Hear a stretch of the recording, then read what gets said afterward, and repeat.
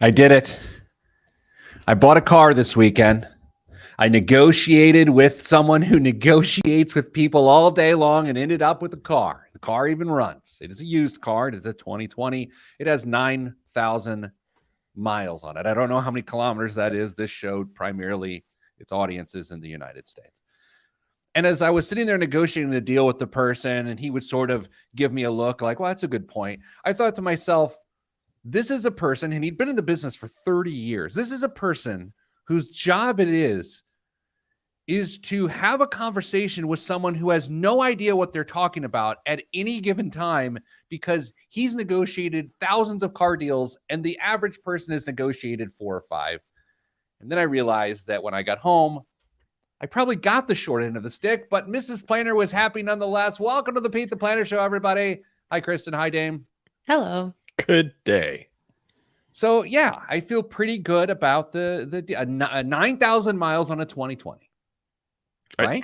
I'm still trying to figure out how that's possible. Well, you roll back the odometer. Oh, Oh, silly. No, it's actually a COVID story, right? Person leased it right at COVID, turned it in. Actually, they bought it, and wow. Anyway, look at Jeremy Flatter catching this live. Morning, all. Hello, Jeremy. Hello, Andrea. Hello, Jameson. Hello to the whole Kristen Elanius community. Kristen, I have a Taylor Swift thing for you today. I thought you were banning her from our show. It was, but then Ben started with his Swiftie talk, and then Gigi came to me with some Swiftie talk. And all right, so here's the thing. We have banned all Taylor Swift talk on the show. Not because we don't like her. It's just too much. All the local news that's all they talk about. Like if you go to our local newspaper, Dame, or any of our local TV stations, the lead story is like, what do you do if you get waitlisted for Taylor Swift tickets? And I'm like, this is our concern. It's okay. I get it. I am sympathetic to that kind of coverage, but it is a huge economic boost to Indianapolis. If that were the angle of the story, I Okay, would agree. That's fair. That's fair. But you are right. So here's the conundrum that I ran across this week. Gigi and I are team Beehive. Like we believe Beyonce is a greater entertainer than Taylor Swift, and we will die on that hill. Our friend was offered a Taylor Swift ticket because her friend actually got the ticket, and so she's like, "What do I do?" And I said, "Well, you don't go. I mean, well, why would you go? There's traffic, right? Parking, people, drunk people. The lines at the bathrooms will be ridiculous. Yeah, because she's a woman. Yeah, the men's bathroom, no line, no line, just a bunch of sword fights. No line. Anyway, so I don't know what she's gonna do. But Jeremiah invited me to go fishing. Did you guys hear this? Did you see that on the X? We were tagged in it. I saw it. I might have to go. Jeremiah, this isn't like some big ruse where you kill me and knock me off the boat like the talented Mr. Ripley or anything.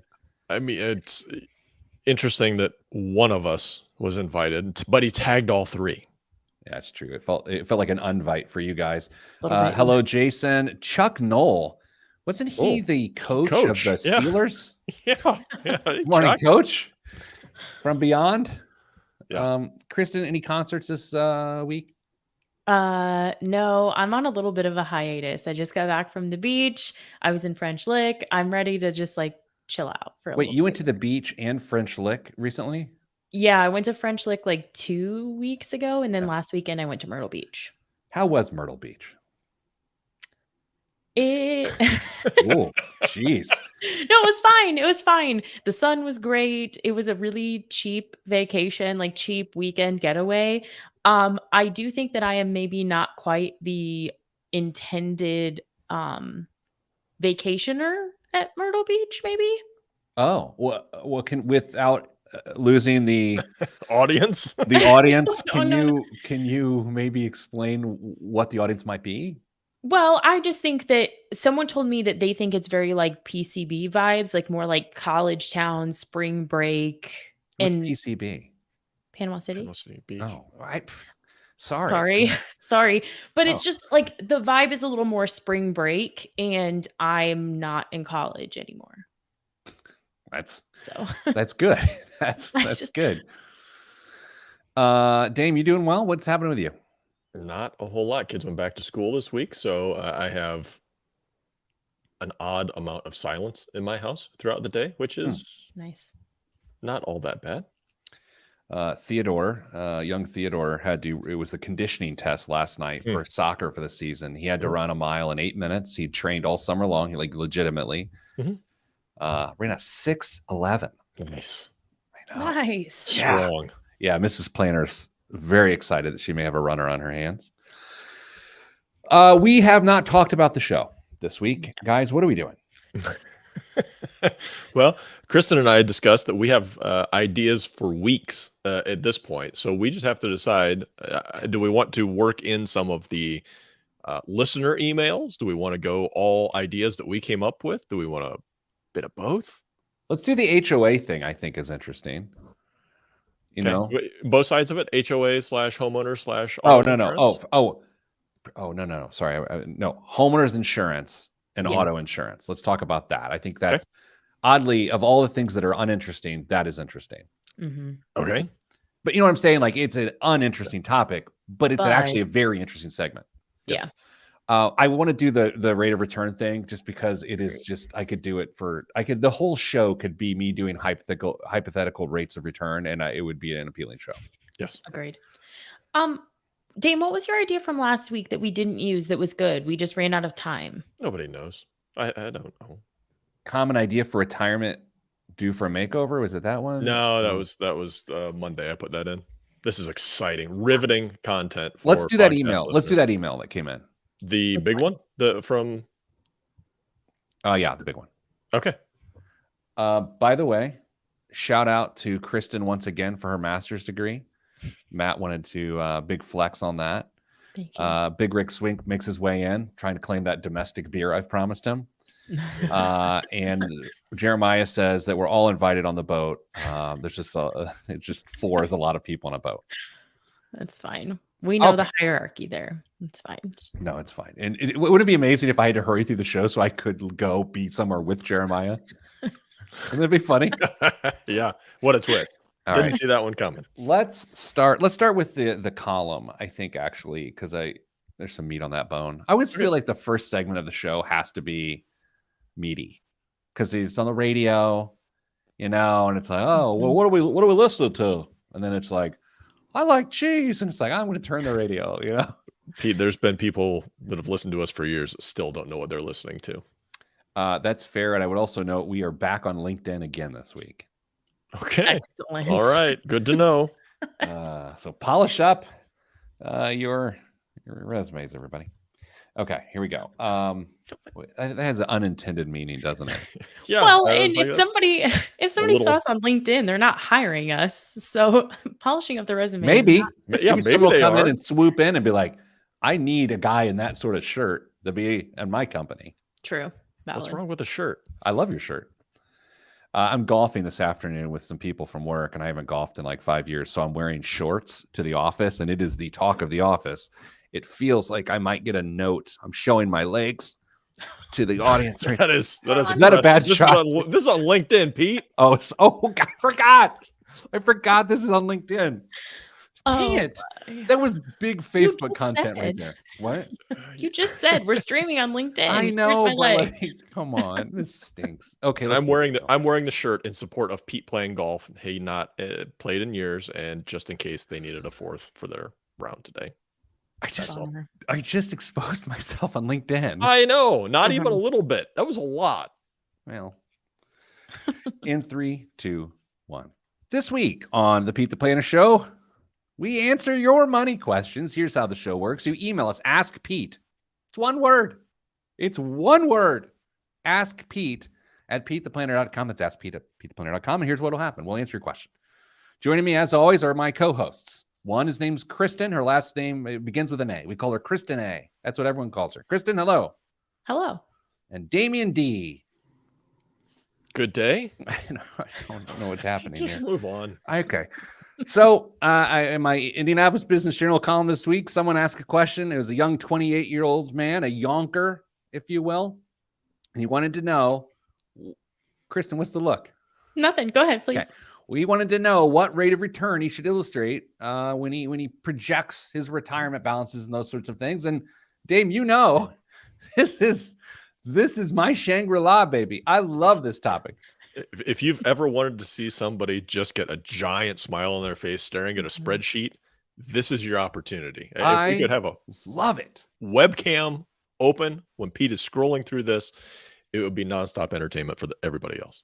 And I'm just going to start in the middle. Right? I'm going to start in the middle of the concept here because it is fascinating to me. Here's an idea. Okay? Here is an idea that will blow your mind. If you happen to look at the S&P 500 over the last 10 years, Dame, it has averaged, what's your guess? The last 10 years? Yeah. 11.5%. Christy. The over. Okay, it's 11.89. Okay, now this is where wee. Okay, that's the last 10 years. The last 20 years, Christy. I read your column, so that's cheating. No, you both read my column. 943. Okay, so it's 2% lower on the 10-year. And this is where I just lose my mind with excitement and glee. If you go back 10 years ago and then look at the 10-year average, it's 2.88%. And this is why when you are trying to project your retirement balances and you try to outsmart yourself, and Kristen, you're like, well, it's different this time. The economy's different. None of that matters because it's just moving target. So Kristen, I will just come out and ask, when you project your own long-term retirement account balances, what rate of return do you use to illustrate? 8%. Is it because I've talked you into that, or is it because you are independently intelligent, much more so than me, and it just happens to validate my theory? It's the latter, but if I'm being honest, in the back of my mind, I'm thinking, yeah, but this is conservative when I use 8%. I don't think I'm quite as firm in that as the two of you are. I think you say 8%, this is great. I say 8%, but it's probably going to be more than that. Dame? I use between 6 and 8% when I project out. Jiminy Christmas, you don't even buy green bananas then, huh? Not very optimistic. I want to make sure that it is ready for just about any situation. 8, I think, is very reasonable. 6, if you get some pretty big events or maybe a bad sequence of returns as you're getting close to retirement, I think 6 might be closer. So I want to see how things look in what I think is average or expected situations to maybe not so great. Okay, so a part of this too is the aggregate projected weighted average based on what your allocation is, right? So Dame, if we're just talking the S&P 500 and you're 100% in this highly concentrated portfolio, I gave you the percentages there, but how much are you taking into account the mix of other asset classes? Pretty heavy. I try and make it look is reflective of how I'm invested or how I think I will be invested for that period of time. So I don't have something terribly skewed. It doesn't do me any good to illustrate a S&P 500 only return if I'm never going to be only S&P 500. It has to be representative. That's why we get into these discussions of benchmarks sometimes and how I think, when financial planners show their reporting to the clients of how they've performed, what are they comparing it to? If they're comparing it to a benchmark, what's that benchmark? And is it representative of the portfolio that's actually being illustrated there? Facebook live stream viewer Matt asked, Dame, do you project out inflation as well, or is 6 to 8% not inflation adjusted? That's a good question. When I project out, I actually don't adjust for inflation. Really? I do that after the fact. Okay. Yeah. I mean, it's usually just kind of lumped into the projections. I can toggle it on and off with various calculators I use usually. And so I'll look at it both ways, but I never ignore inflation. That has to be part of the consideration as you're going forward. Kristen, you're young and aggressive. I'm sorry. I know. I'm sorry. What do you account for asset mix within your portfolio, or is it just like a lumpy? It's 8. It's 8 because my follow-up question to Dame was going to be, how are you invested? Like 80-20? Yeah. Can you answer that, Dame? Or is this like? Can you give also a disclaimer before you answer it, if you choose to Yeah. answer it? Yeah, so this is how my family and I invest based on our risk tolerance and our time horizon. It is not necessarily what's appropriate for you. We are probably 90-10. Yeah. See? And you're still at 6 to 8? Yeah. Okay, can I? Hmm. Oh man, this is 9 segments. This is the next 3 weeks of shows. I got to get Andy's question in here real quick, and then Dame, I got to come back. I have more questions. I still use 3% for inflation on Mhm. long term. Do both of you? Yep. Yeah. Kristen, what's your mix? Like 99 to 1. Yeah, I'm probably between the both of you, like somewhere between. Mhm. Okay, so Dame, this is interesting. So the mix, if you look at your mix and then the historical data, it would suggest 8 is more appropriate, Mhm. right? So is the hedge on the 6, is it like a catastrophic hedge? Is it more of, I don't like the direction of the way capitalism is headed? Like what's, and again, you don't have to answer. I'm just curious, is there a particular hedge that has you go, other than just prudence, that has you go, let me take a look at 6? That's prudence. I mean, it's, economics is the dismal science. And so I kind of dig into that and say, okay, let's pay attention and make sure that we are prepared for less than ideal returns long term. What's the downside of illustrating 6? I save more and I get ahead of schedule. I don't see the downside of saying, okay, here's what is reasonable, here's what is very less than reasonable. And if I'm motivated to do a little extra on that side of it, so be it. Wow, someone's oversensitive this morning. It's the That shirt. It's a That's- shirt. It's definitely a shirt. that statement right there accurately depicts why he uses 6 to 8, because he's like, what's the worst thing that happened? I think that answers the question for Yeah. me as to why he uses 6 to 8. All right, so here's the other side of this, and I will speak for myself, and you feel free to speak for yourselves. I have met numerous people that if you ask them what rate of return they not only shoot for, but plan on accounting for going forward, they'll lob 20% at me. They Oh will my. literally lob 20%. So I wanted to illustrate something here for a second. Let's say you put $100,000 away for 30 years and you didn't contribute anything Mhm. else. And at first, we take a look at the 9.43% that the market has averaged over the last 20 years. You end up with 1.49 million. And if you go to the 11.89% that we've actually gained in the last 10 years on average, you end up with 2.91, almost double because of a 2% difference. Now, this is where this gets really dumb. If you did the 20% thing, like people have tried to talk me into, clients in the past, Kristen, $23.74 million is the output of that. And it's with that, we must collect ourselves, take a deep breath, and come back with more of the Pete the Planner Show. Car insurance, why is it going up this year? That's because I got a new car. That's next on the Pete the Planner Show. I'm Pete the Planner. Well, new to me. New to you. New to me. Man, the guy, when he was sold us the car, like this, you're signing the deal. It's not the guy, but it's the guy that you have to go in and it's a finance guy, I guess, right? Yep. And he's like, he's got spiels, like funny little things he says, because we're signing this paper, blah, blah, blah, blah. He's doing this thing, and it's fine, right? I'm not bothered. But then he's doing like the BMV paper form to like transfer the title and do all this stuff. And he's like, we traded in 2008, by the way. And he's like, oh, well, here, the $4 of excise tax you pay on this car. And then, and it felt like a shot. Like it was like, yeah, we have a 2008. We're here to get a 2020. It just felt very hard. Is there any expectation that this vehicle makes it as long as your last vehicle? That's a great question. I think our goal is probably 8 years, 8 to 9 years. I'd like to get 200,000 on it. We'll see. I don't know how much we're driving. Like our life is changing so much right now with teens. Like, I don't know. I'm dropping kids off at the soda fountain. I don't know what we're doing. quickly between the break, can I call something out, Pete, and thank you for something? What?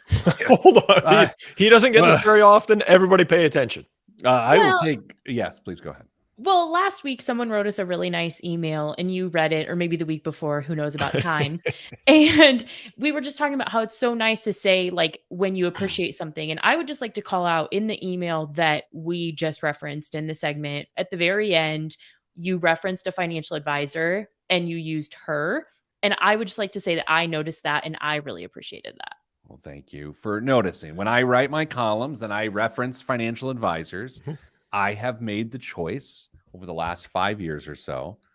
If I'm going to use a pronoun, I am going to use the feminine pronoun. I am going to use she or her, and that's what I do. So thank you for noticing. The reason I do it is so that people can feel seen. So thank you. I would also like to say I'm glad that woman listens instead of watches, because that first segment, or before that first segment, as you showed your shorts, might have caused her to fall off her treadmill. I feel like I got pretty good calves. Oh, we're on LinkedIn. I Yeah, was don't about do to- it. Don't do it. No, but I mean, they're pretty. I don't know what you do with a calf. You can grow it to a cow. Uh-oh. Oh my. Man. Sarah says, thank you. I think she assumes that I was going to show my calves. And, okay. What are we doing? Car insurance? Yeah, I mean, if you want to keep digging into numbers and why we use them, and there were a couple other things See? that were up there. I mean, we can keep going into that if you want. Yeah, let's pivot. Okay, pivot. Dame, have you and Mrs. Advice made a list of where you ate your anniversary dinner over the several anniversaries that you have? No. So Mrs. Planner and I have this running list of where we celebrate our anniversary. It's in my Evernote because, I send her calendar invites. And I have 23 years worth of restaurants I'm looking at right now. It's sort of fun. And we try to go through them every year. It gives us something to talk about at dinner because Mhm. after 23 years, we have nothing to say to each other. So we just go over where we've eaten. The first 4 years of our marriage, my wife spent our anniversary just as often with another man other than me. Mhm. I am uncomfortable. She was working on the road for a very large accounting firm, Oh. and she was just scheduled to be out of town. So we would have a nice phone call, happy anniversary, and that was it. So I don't know where she ate. Nice.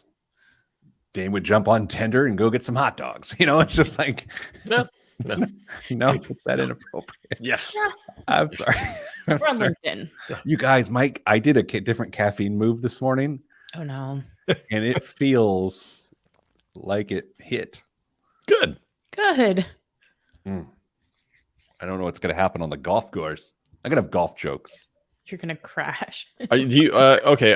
Are you playing? Everybody's just playing their own ball today. Is it a scramble? What No, are we doing? like Lubs is really good. So I'm like, oh, he's on my team. And you other two knuckleheads, you're up against us.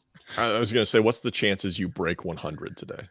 I don't know. I'll say this. I don't play the boss card very often. I really, really don't. But if I'm going to be in a foursome with the best golfer in our company, and I'm going to be on his team. Is he a single digit?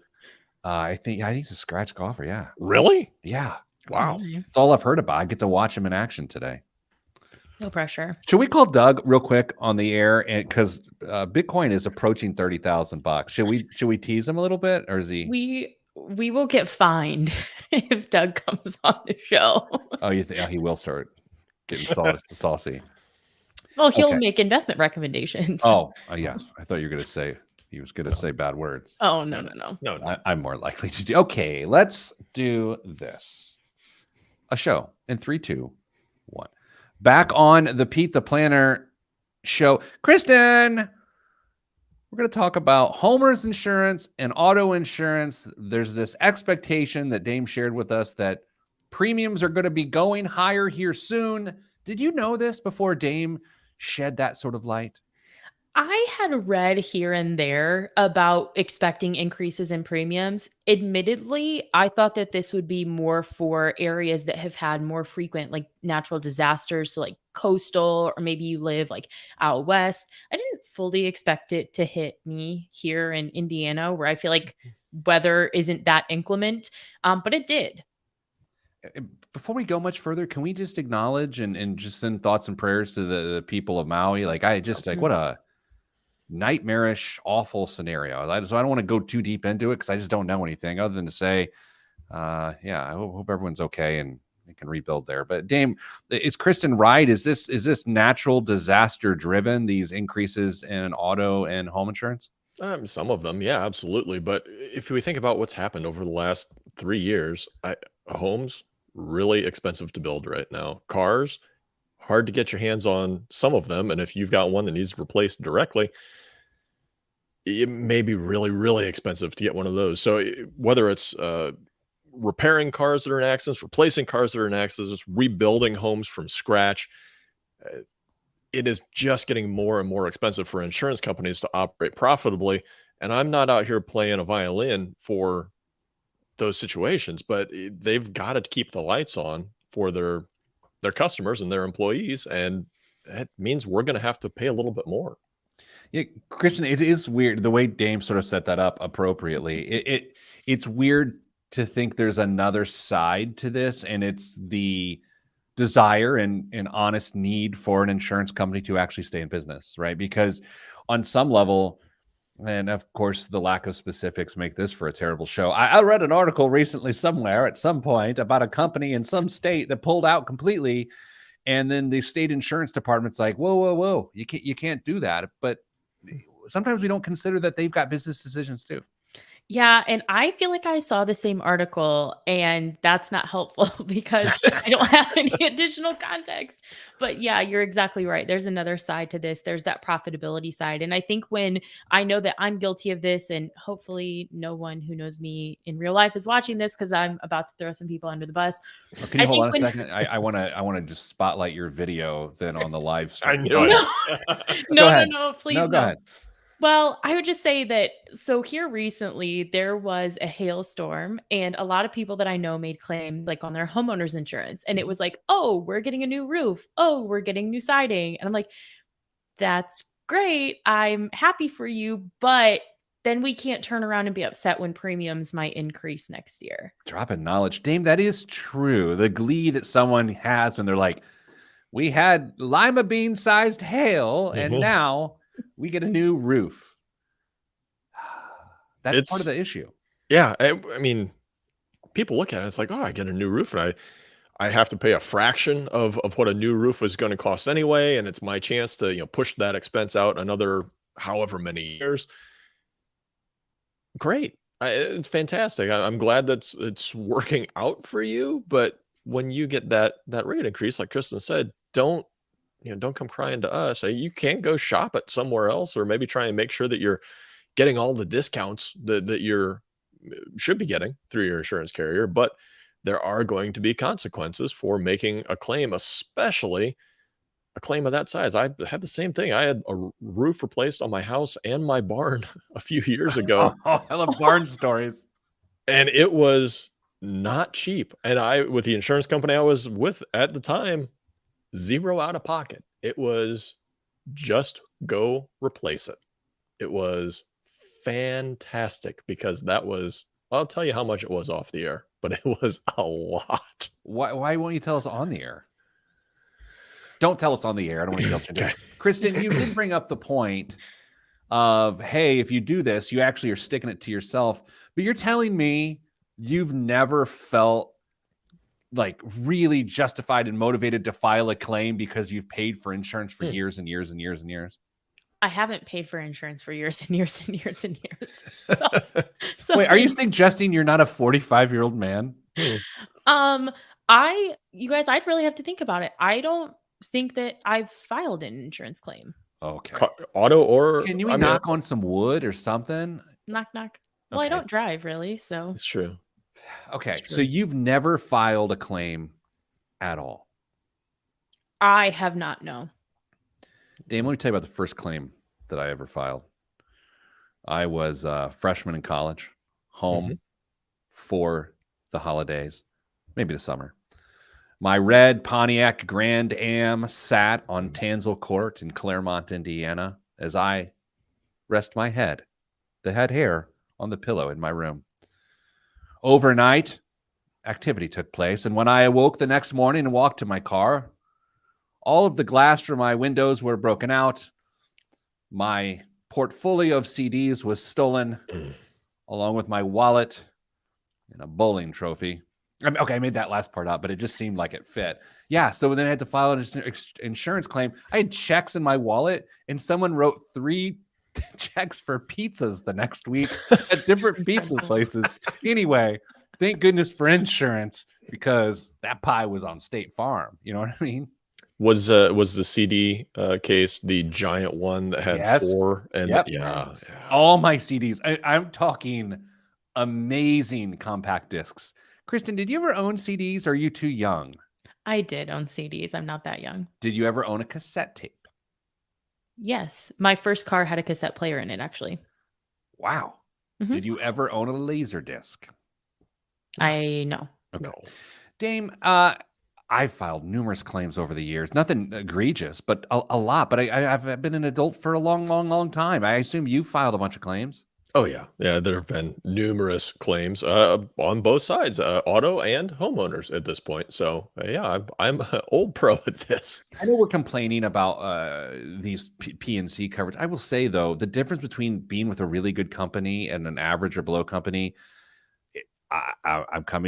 I believe it is worth the extra premium if in fact it is extra premium. I do not view property and casualty companies as a commodity. Damn, you made a face there. I couldn't tell if it was last night's dinner or you disagree. I have no idea why I made a face. I was maybe reading a comment. I don't know. All right. So do we still recommend shopping your coverage every few years or so once the loyalty discount sort of fades? That depends. If you get great service and you're happy with your provider, maybe your agent really goes out of its way for you and they're captive, it may be absolutely worth sticking around and paying a few extra bucks to that insurance company. If you're not getting great service, you want to go shop it. But I did read something recently where they suggest sticking around for some longevity potential rewards. It's the first I'd heard of it, so I'll probably look into seeing what that may be about. But yeah, Kristen, while we're talking property and casualty, we got a minute left here in the show for this episode, for this segment. Oh my. 50 seconds. Umbrella coverage. Mhm. I know Dame and I are big fans. And you're in a different stage of your life. Umbrella coverage on the radar when you talk to your property and casualty agent? For me personally, Sure. no. No. Mm-mm. Dame, I assume you swear by them. Yeah, I just got that renewal this week as well, and they've gone up in price also. You know what I would say about this briefly, umbrella coverage, it's an additional liability coverage. I think it is a very wise thing to do as your financial situation progresses. Every time I purchase one for the first time from whatever the company is that I'm starting up with, I'm like, oh yeah, no problem, throw it in there. And then the renewal comes, just like you said, and I'm like, oh man, that's more than I remember. Like it's Yeah. like to keep going. It's like, oh, that's spicier than I Yeah. Anyway, coming up after the break, an email from an actual emailer from askpete@petetheplanner.com. That's next on the Pete the Planner Show. I'm Pete the Planner. Yeah, man. We didn't say how much our coverages went up. Oh, who cares? Is it really that important? When it's double digits. Dame, did you reach? Never mind. I'll ask the number. I'll ask off the air. Can you in Uh, Slack right now send Kristen and I the number? For the roof? Yeah. Roofs? Yeah. Yeah. Roofs. Is roofs ROOVES? I believe so. Like I don't think hooves? so. I think it's roofs. I have no idea. I'm not the person. to Oh my ask. Lord. I didn't see it. Hey. Oh, hi, Poppy. I wasn't I thought I was prepared. Dame, that's And I more was- than my first house. It's almost more than my first house. Oh. Wow. I was a little bit behind you. That's a very significant portion of my current house. And it's just the roof. Oh my- I know. And Dude. this is the thing. The roof on the barn's metal. What do I care if it's got dimples in it? Can I ask a dumb question? Well, okay. I'm not as shocked. Dame, Down. Yeah, Matt says his homeowner's insurance went down 6.1%. Wow. Send me that referral. Dame, you have a barn. Mhm. For a barn to be a barn, at any point does an animal have to have lived in it? Like, why isn't it just a big garage? It's a shop, is what it is. Technically, it's a shop, yeah. But it replaced a barn it's on the old space that a legit barn was in that had a little milking room and all that. So A milking room yeah, for milking? yeah. Yeah. Really? You had a milking room on property? There weren't animals in it when we bought it. I wasn't out there milking anything. It just had one on it. Kristen, have you ever had a milking room? No, I have not. So, what other sorts of fun rooms did you have, Dame? There's another building on my property that I think was a summer kitchen at one point. A what? Summer kitchen? Interesting. What era do you live in? A summer kitchen? Yeah, it was. So when they would have to do all their cooking, they didn't have air conditioning back then, and they wanted to try and keep the heat out of the house, and so they had little structures built very close to the house where they could go in and do the cooking and keep the heat out of the house. Is anyone else wondering who Kristen's giving side eye to right now? Oh, I'm sorry. I'm pulling up the question. Oh, no, I thought you were just like looking at someone in your house like, No. You had to look at your face like, I'm going to kill you if you don't leave this room right now. Oh, that's just my face. Oh, that's uncomfortable now. Isn't that just called an outdoor kitchen? What do you call a summer kitchen? I don't know. That's what it was explained to me as, so I just assumed that's what the name was. In Carmel, to get an outdoor kitchen is a lot of money. Well, yeah. Get a milking room. Wow. Just I've never heard the term milking room. You know, so I'm just Okay. come to terms with it. Okay. Milking room. Am I off base on that, Kristen? They're Is milking. it called a milking rooms? room? I know nothing. You know what? I don't about want to dairy. Google that. Don't Google milking room. So, Matt, my umbrella, I think, was probably right about the same. Milking parlor, room, whatever. Parlor's just a fancy parlor's room. better. Okay, so It's a Andy, fancy room. probably the listener of the year in 2023, says it's called a milking parlor. She's That not I've wrong. heard of. Yeah, she's not wrong. That sounds creepy. Like if you invited someone to your milking parlor, Why would you do that? let's say, Kristen, let's say I sent you a handwritten note in the mail. Or let's say I FedExed it overnight and you Okay. rip off the little zippy thing. You reach in, it's a handwritten note. It's got my stationery and it says, from the desk of Pete the Planner, want to come over to my milking parlor? Like it's creepy. It's a little creepy. Yeah. Yeah. It's because you're not in agriculture. If you grew up on a farm and you had cows, that's just part of the daily routine. I think you just lost some of our audience, Dane, by calling Okay. farmers creepy. I think what you just did was called farmers creepy. Oh. You know, I will say this show is for farmersonly.com. Okay, here we go. What's the next segment? The I told you email. the caffeine is hitting The different. email. The email. Okay. Oh, the email. Do you have it pulled up? Nope. Okay. I don't know which email, but one of them's over here. An email. That's great. How many are there? Oh, there's one. I like the first one. I like the short one. Okay. Do that one. I want to do the first one because it's the Okay. world's shortest email. That's true. The one from okay, yeah, go for it. There's some great writing in the other ones. We have to get to those eventually, but the short one's fine. Anyway. Do we want to do the second one? No, just do the first one. You love the first one. You will be passionate, and your caffeine will assist on this. For those like as a big part of Matt's PNC parade, his homeowners went down, his umbrella went up, and his auto policy remained unchanged. Thank you, Matt. A net neutral event for Man. Matt. Yeah. I'm not suggesting you overshared. I'm just kidding. Okay. In 3, 1. Back on the Pete the Planner show. Dame, we got the world's shortest email, and I want to share it with you now. Please. Jesus wept. No, I'm just kidding. That's the Shortest verse. we are on the radio. Okay. Hello. Hello. So, is it There's more. weird? Is that no? I mean, there's more, but I'm saying, like, Kristen, if you're writing an email to someone, hello, comma, that's it. I use an exclamation point usually, but yeah. I'll go, hey, boo, and then I'll put an exclamation point. I'm a big fan of Hayes. Hey, whoever. I don't know why, but I do hey too. I think it's s- like approachable. especially when Hey Money was a thing. All Oh, of those that's emails funny. started Hey something. That's Valid. great. That's smart. Hello, I'm recently divorced. I have no retirement. I make $64,000 annually. I have no debt. I just turned 58. I have very simple sentence structure. Thoughts? Please let me know, Kim. I added the sentence structure thing.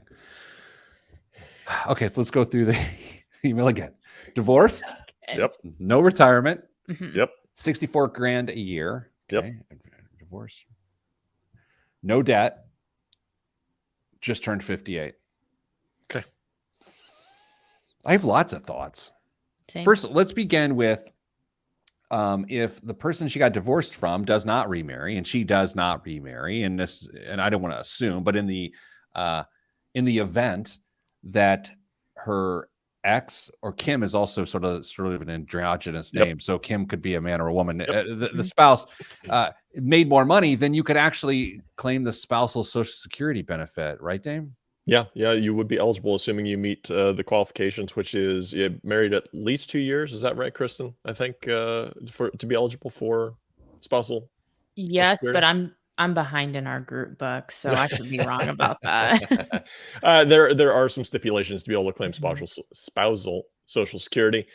I'm going to assume that that's on the table here. So there is possibility of having a Social Security benefit potentially that would eclipse what you may earn.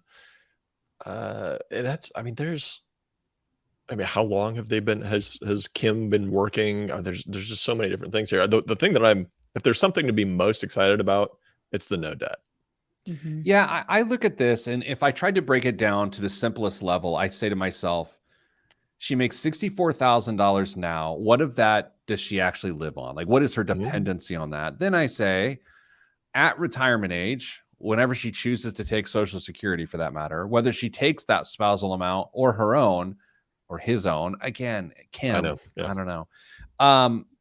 Then what's the difference between what that fixed income is versus what she's dependent on, or he? And in that case, that's the only factor. That's the only thing you're trying to figure out if that's possible, right? I mean, if we really distilled it down, isn't it the gap between her current dependency and that fixed Mhm. Social Security amount? Yeah, I mean that's really the two cards we're looking at here. How much do you need, and how much are you gonna get, and then how do we fill that gap? Because it's unlikely that even though Kim has a greater likelihood of having a higher percentage of the income she needs covered by Social Security, since it's how Social Security is structured on. You get 90 some percent of the first whatever, and then it tails off. So Kim will get a higher percentage of her income that she's living on back through Social Security, and so there might be a smaller amount that needs to be bridged in their circumstance, and it might be relatively easy to do that, but there's likely going to need to be some extra income and maybe a part-time gig in retirement. Yeah, Kristen, we have to make assumptions to answer this. So let's also assume that she got the house in the divorce, and that Mhm. there's no mortgage on it. Yeah, I was thinking there's two hiccups when the two of you were talking through like best case scenario, what's going to happen, bridging the gap. The two hiccups are, I know in our work, sometimes when people say they don't have any debt, they're like, oh, but I have a mortgage. Yeah. Mhm. So it's like, I don't want to assume that when we're like talking about all scenarios here. The other thing is depending on age, depending on what family is around, health status, etc. Long-term care expenses, I think, are one of the things that derail a plan that could come together here. So those would be my two. Hey, let's like pump the brakes and look at these two things. Can I respectfully disagree? Yeah. Okay. Dame, help me out. I mean, long-term care for someone who is single with no assets, they're just going to go on Medicaid quickly anyway, right? Yeah, there's nothing. I mean, there's no reason for that in this particular case. I mean, if you want to have more control potentially over your circumstances and your care, sure, go for it. But in this case, long-term care is something to be pretty far down the list to be funded, in my opinion. I don't want to say I love situations like this because I don't mean that. I'm fascinated that at 58 years old, with no money, no debt, and an eye on imminent retirement, Sure, that this is a feasible, workable situation. Like, I love that this is very, very, very doable. There is a chance for small missteps, but Dame, I've seen this work a lot. Can I throw another potential wrinkle into that? Sure. What if there's no house? What if there's rent? Well, then it actually, I think then you get back down to what is the Social Security amount going to be, and making sure you begin to live at a lifestyle where the rent payment doesn't take up too much of that. Because there's a house is still going to have taxes and insurance each and Yeah, every year, so true. there's still a payment there. So I guess it's not a clean slate, but I have a sneaking suspicion there's rent. I'm hopeful for this situation. Like, look, I've never been in this situation. I've helped with these, but I've never personally been in it. It probably feels dark, Sure. probably feels scary. But I think if you keep your head and you realize that really your late 50s, from a lifestyle perspective, are an opportunity to create this lifestyle glide path that'll work into retirement. If you keep that proper perspective.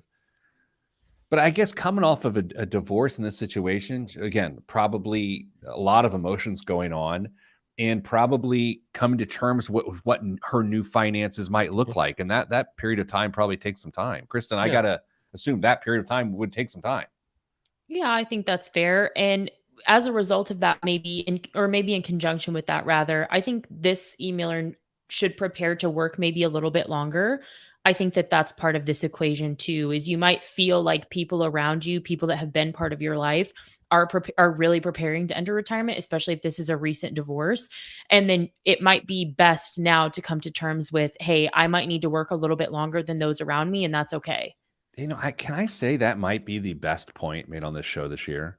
Like that is a brilliant point, because if you go in with a preconceived notion of, oh, I was going to retire at 66 or whatever, Yeah. by just letting off the release valve to say, you know what, let's just work backward off of 70, it takes so much pressure off of you. And those 4 additional years can hopefully have the rubber meet the road, which is the income to meet the expenses. Yeah, if Kim has the opportunity to establish an emergency fund, that's key. I think we've got to have a little bit of cash sitting aside for retirement eventually, and the time in between now and retirement. Plan on working until 70. Take that pressure off of yourself. Higher Social Security benefit, and if you can figure out how to get some money into a retirement account as well, give yourself a little bit of advantage there too. You might actually be in better shape than you thought, or than it feels like you are right now. Kim, thanks for emailing. If you want to send back any other details to us, please let us know. Of course, I never know if people email this inbox via the column or the radio show or the podcast or the LinkedIn live stream. But send us more details if you like, Kim. Kim, you can do this. As Big Rick Swink says, you got this, Kim. Coming up after the break, biggest waste of money of the week, the news, and the start of the Premier League season this weekend with one major wrench in the spokes. That's next on Pete the Planner. Oh, I probably should have said that. I want to talk about it a lot. And we probably would do that during a break, but it's so disappointing. Do you know what I'm going to say, Dame? It's no breaking idea. news as of today. Oh, boy. Might as well save it for the next segment. Well, Preempting the news, breaking news. yeah, we will break the news. Wrench and spokes. Wrench and spokes. And the lorry. We've crashed the lorry. Bugger. I don't think you can say that. I'm just kidding. Okay. My email inbox went from 5 emails to 18 in the last 50 minutes. So it's either spam holiday or the world is LinkedIn. imploding. Yeah, you made an impression on LinkedIn. You're getting noticed. You're You kidding. appeared in searches. Oh man. You can always tell if you appear in a search the next week, your DM is going to be like, I noticed that we have lots in common. It's like, I don't know. Do you think Ben was rethinking that recommendation to put it on LinkedIn during that pre-first segment piece that you were doing there? It's quite possible. Don't. Show my legs on the live stream. LinkedIn. Look at those calves. What? Sorry. I can't believe I'm that flexible. I'm impressed. Sorry. Okay. Let's go. I don't know what your caffeine did, what you did this morning, but do it again next week. Not next week. You know, I'm off the Miguel because it was too much. I felt like I was going to explode. Do we want to announce next week before we forget? Oh, we're not doing a show? You said we weren't. Okay, yeah, we're not doing a show. Yeah, because we have the company event on Friday and your schedule on Thursday. Yeah, sorry everybody. You'll have to watch Taylor Swift YouTube videos or something. What? We could have just left it on scheduled and then put a little screen that came up and said we've been suspended for 1 week, and just let the regular viewers make their own comments. Okay, let's do the show in 3, 2, 1. This week's biggest waste of money of the week, right here on the Pete the Planner Show, is I lost my breath. Stanley Kubrick's The Shining limited edition. The Shining is a cinematic masterpiece. One of the most ardent fans of the films happens to be a talented filmmaker himself, Academy Award-winning director Lee Unkrich. Over the course of 12 years, he met with many of the living members of the cast and crew. The rest were killed on set. I made that part up. As well as director Stanley Kubrick's family, and amassed a wealth of stories, knowledge, photos, and ephemera. Oh. They're all brought together in Stanley Kubrick's The Shining. The 3-volume collection was designed by M&M Paris with text from best-selling author J.W. Rinsler and a foreword by Steven Spielberg, containing hundreds of unseen photos and other materials, including a facsimile of the scrapbook seen on Jack's writing desk that played a key role in a deleted scene. It's a must-read for fans of the film, director, or just cinema in general. So, Kristen, have you ever seen The Shining? No. Of course you haven't. What do you think the limited edition of The Shining costs? Is this just one, or can like multiple people buy this? There are a limited number, but 1,000. Okay. I hate this game so much. $700. Okay, $700. Dame, you have seen The Shining? No, I haven't watched it either. Really? No. It's worth a gander. What would you say is the answer? Until you told me there were only 1,000 of them, I was gonna make the joke. Can't wait to pick this up for $5 at a garage sale in 10 years. But ha ha ha ha ha. Yeah, thanks.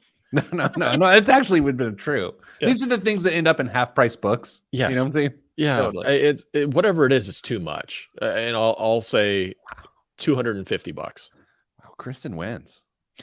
Really? Wins. Well, I mean, $1,500, 1,500 American dollars. Dane, before we get to the news this week, I have breaking news out of the English Premier League. Oh my gosh, my team, my club, Tottenham Hotspur, the best player in team history, is leaving the club. No, the club today. Really? To go play for Bayern Munich. Harry Kane. Wait, is that a real name? Yes, it's not a film star. Harry Kane has left the Tottenham Hotspur. I'm devastated. I sat in Harry Kane's locker in April of this year at Tottenham Hotspur Stadium in London, and I'm very upset about it. And the first game is this weekend. And okay, sorry. I mean, are we talking relegation at this point? Don't you do this. By the way, don't you? That was cruel. That actually stunk, Dame. However, I am also equally as proud of you for understanding relegation.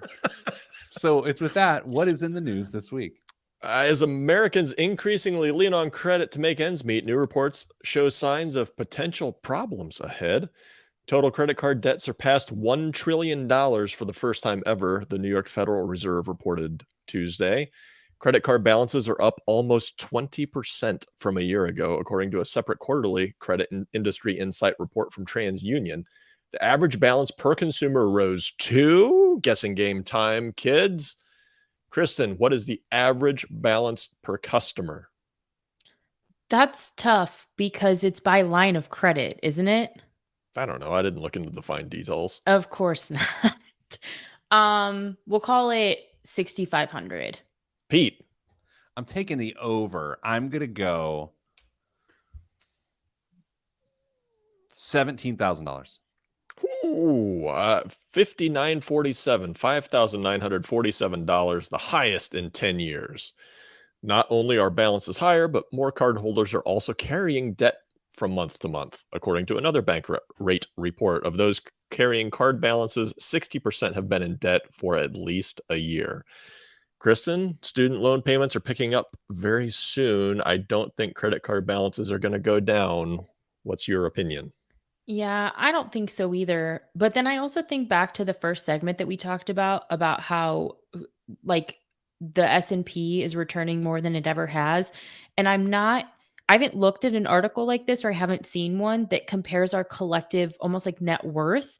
So returns are higher, 401k balances are higher, credit card balances are higher. I don't know. I'm curious about the net effect. Yeah, I keep thinking here, Dame and Kristen, isn't this feels like the biggest this is a byproduct of high interest rates to me. Is that the interest payments start swelling and you can't keep up with them anymore that you used to. I think that's as much as it is as consumerism. Saying this might be a student loan type crisis in the credit card industry? I didn't say that, but that's interesting. Okay, not to pivot, but let's pivot for a half second. Kristen, can you imagine a world in which an administration would come in and say, we're going to wipe out credit card debt? Is that a thing? Wow. Whoa. Well, I'm not suggesting they should. Are you sure you just took caffeine this morning? Dame's making me laugh. No, but I'm just like, how far are we removed from that? I mean, I hope that none of us are around for a conversation like that, but I hope we're dead too. Okay. Yeah, I hope we're all dead by then. Yeah. Dame, so on this show, we have collectively agreed that the worst rule, actually the worst thing that isn't a rule in Congress, is the insider trading law, right? Like the constant insider trading, it's completely unfair and it's really frustrating. How do we feel about the Supreme Court justices accepting gifts? Do we have a collective view as a show? Yeah, I'm not a fan of that either. I'm not either. Yeah. I mean, come on. And it's not just the other party's justices. If you're choosing to look at the Supreme Court that way, that's not it. It's across the board. I know. So here's again, we said this on the show the last time we talked about the Congress thing. We all agree. Everyone in the world, everyone in the United States agrees that Congress should not do an insider trading. We are united as a people to get rid of that. And then we are united as a people to not have Supreme Court justices take gratuity or whatever you want to call it. Like, we agree, all of us. And then they pass around the gift of being able to write a bill and present it on, banning that amongst different representatives each and every year, and then it goes absolutely nowhere. That way, they can all say, "Hey, I'm totally against this. We just never got to vote on it." It's a big game. It's weird. It's like, it's one thing to like disagree with the Supreme Court's ruling because you just see it differently, right? And like, I'm sure sometimes it sucks, but you're kind of used to that, right? But the idea that policy or rulings are influenced by who paid for their lifestyle, that does not sit well. That one's no good. Yeah. Justices don't make all that much money. I mean, they got to live, Pete. You know what the weird thing is here? That actually was a quote from about 20 years ago. Good callback. Here's the weird thing. If we extend this to Congress, that's just being lobbied. Like, Mhm. we're actually okay with that, right? I mean, to some point, we would prefer. I think most of us would prefer that lobbying and corporate interests didn't play such a big role in the lawmaking in our country. But It we're not does, get- but we're we- not getting away from it anytime soon. Yeah, so we've accepted that. I would have less problem if the Supreme Court could insider trade, like, because they're not privy to all of the lawmaking. I mean, What look, if- I've seen an after school special on government. I understand all of this really Oh well. my.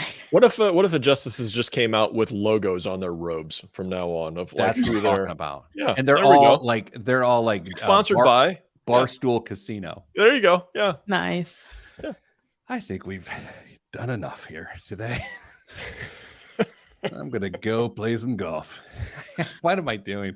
Okay, thanks for listening to the show, everyone. Dame, Kristen, thank you for your contributions. And welcome. listen, that's all we have time for. Sending you good vibes. Good vibes are all that's in the budget. I'm Pedro de Pesos. Adios, mi amigos. That was Spanish. See, Peter of money. I don't know what that was. Bueno. Oh. Kristen, congrats on your Duolingo streak. Thank 300 you. days. Thank you. I still basically know Spanish, but that's okay. Dame, you have not been on the show with us when we've openly talked about Kristen's master's degree, have you? Because I feel like you were out when we talked about I think we mentioned it, but we didn't go into depth on it. it. What does she make you call her now? Like, do you have to call her something special? No. No. Do you have No. have your letters behind your name now?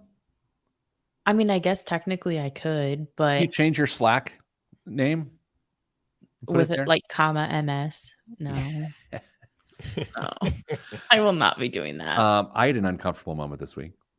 Just one. That's fair. A very uncomfortable moment. Okay. Oh, okay. Go on. So I presented. Oh, I don't know. LinkedIn. I know. Yeah, that's actually the truth. Never mind. Here was the output. We dug up my college transcript around the office here and started making guesses on what we believed my graduating GPA was. Yeah. Mm-hmm. Do you guys want to play a little game of Yeah. how's Sure. this dummy gotten this far? Sure. Okay. Who? Kristen, go. you want to go first or second? I want to, because I don't want Kristen to Okay. feel like she's going to insult me. She has the honor. She can choose. If she receives First or it, second? yeah. I would like to go second, but I have one question that influences my guess. Okay. You don't have to answer it though. I'll do it. You Um, can't take the over or under. You have to guess a number. Okay, that's fine. I will go Okay. second. My only question, like I said, that heavily influences what I'm going to say is, were you ever on academic probation? not officially. No, I don't think so. I mean, just maybe Okay. my dad trying to Okay. kill me. No. I started slow my freshman year. I'll say that. My first semester. Okay. But nothing, it wasn't catastrophic. Okay. Okay. Kristen. I said, Dame, I'm going second. Oh, Kristen, call on Dave. Dame. 2-7. Okay. Kristen. I feel like he's making it seem like it's really bad and it's not as bad as I think. So I'm going to go 289. Ooh. 2806. 2806. Started with a 2.3 first semester of my freshman year. I got a D in physics. Which Nice. will mess you up. Yep. Meanwhile, my wife graduated magna cum laude and then has questioned the last 23 years of her life. She got the bad score somewhere else. I'm not sure I haven't found it yet, but I will note, Dame, you were a better student than that, Dame. You had to have been a better student than that. In my major, absolutely. I think my overall GPA was like 296. Yeah, and Kristen, I mean, I don't know. She was like 4'2". Just stupid. No, I 4'2". wasn't. I Oh, really shot. wasn't. Come on. I will share my college transcript with the two of you off the air. Wow. Why do you feel that you're so young yet that it matters? Is that the thing? No, it's not that. It's just that I had a small identity crisis as a freshman. Sure. Definitely thought that I wanted to major in something different. And when I got to class and hated it, I was just like, I'm not doing this, and just like didn't go to class. I didn't know they had hip hop dance at Purdue. Ha ha. Will you say what that major was? Well, I was in Craner and at Purdue, and I was going to major in accounting, and I hated accounting 101. I Wow. was like, this is the worst. And I had taken like all these personality tests, like, this is what I'm going to do with my life. This is awesome. So then when you get there and you're like, I don't want to do this forever, I had a huge identity crisis. I just wanted that really uncomfortable silence. Thank you. I appreciate it. Thank you. I was vulnerable. You made me feel uncomfortable. Perfect end of the show. No, you know what? My first accounting class, I felt exactly the same, Kristen. I was like, oh, accounting. And then it was like, Yeah. oh, Lord. No. All Should right, we get Mrs. advice on talk about her first accounting class? I'm being summoned to the lobby right now. So I Oh. don't know what's about to happen. I'm either going to get fired or someone's going to share some news with me. So anyway, that's it. Stay getting money.